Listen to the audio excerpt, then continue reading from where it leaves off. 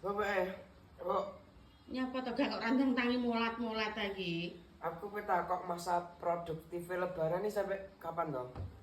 Masa produktif piye to karepmu iki kok teko aneh-aneh ki? Pas melencat dileboni omahe wong sing nyangon-nyangoni sampai kira dino. Ya lek mlebu ping pisan ki ya wis lek disangoni ping pisan ki ya wis. Ora bolak-balik nyangoni. Lah yo pirang dino? Ya wis pisan kuwi, bar nyangoni ya wis ora nyangoni meneh. Ngapa rasa ulan misal ae.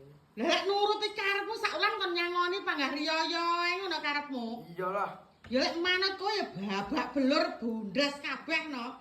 Riyaya seminggu wis bundas kabeh kok karepmu sak ulan panggah kon nyangoni ae.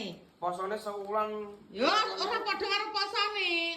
Riyaya iki lek wis nyangoni ya wis dileboni nang wis ora nyangoni neh kok enek pitakonmu iki. Wis gek ndang tangi ngono lho. Duh,